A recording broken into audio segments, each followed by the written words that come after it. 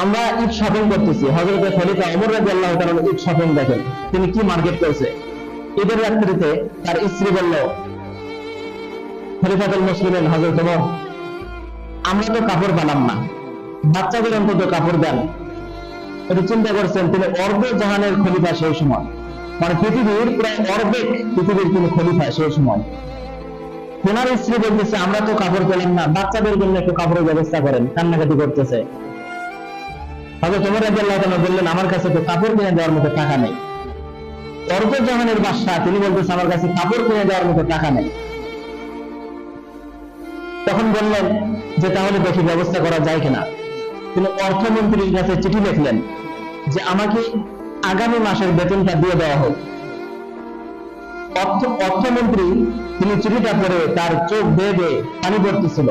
তিনি অর্ধ জাহানের খলিফা, তেনার কাছে টাকা নাই, তিনি অগ্রিম বেতন চাচ্ছে, আগামী মাসের বেতন চাচ্ছে বাচ্চাদের কাপড় কেনার জন্য। তিনি কাঁদলেন, আচ্ছা মতো কাঁদলেন মনের ব্যথায়। তিনি টাকা দিলেন না, চিঠির নিচে লিখে দিলেন, আমিরুল মুমিনিন, আপনি তো আমার থেকে আগামী মাসের বেতন চাচ্ছেন, তবে দুইটা কথা আমার, আপনাকে এটা লিখে দিতে হবে যে আপনি আগামী মাস পর্যন্ত বাঁচবেন, এটা লিখে দিতে হবে। যদিও বা বাঁচেন, তাহলে এটাও বলতে হবে যে আগামী মাস পর্যন্ত জনগণ আপনাকে খলিফাতুল মুসলিমিন হিসেবে রাখবে, বরখাস্ত করবে না, এটা বলে দিতে হবে। এই বলে তিনি চিঠিটা পাঠিয়ে দিলেন। তাহলে কেমন ইনসাফপূর্ণ, সে অর্থমন্ত্রীরাও ইনসাফপূর্ণ আচরণ করেছিল। তখন হযরত খলিফাতুল মুসলিমিন তিনি চিঠিটা পড়ে কাঁদলেন, বললেন, আমি যোগ্য একজন অর্থমন্ত্রীকে নিযুক্ত করতে পেরেছি। তিনি শাস্তির ব্যবস্থা করলেন না, আমাদের হলে তো শাস্তি, ওকে কারাগারে পাঠিয়ে দেয়।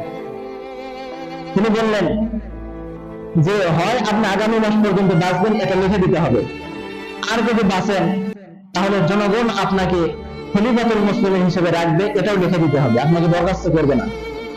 এই দুটা যদি লিখে দিতে পারেন তাহলে আপনাকে অর্থ দিবে।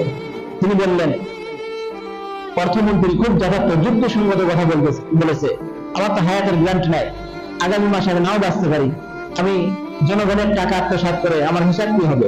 তিনি বললেন, আমি খুব একজন যোগ্য মানুষকে অর্থমন্ত্রীর দায়িত্ব দিতে পেরেছি, এজন্য শুকর আদায় করলেন। এই হচ্ছে খলিফাতুল মুসলিমিনের ঈদ শপিং।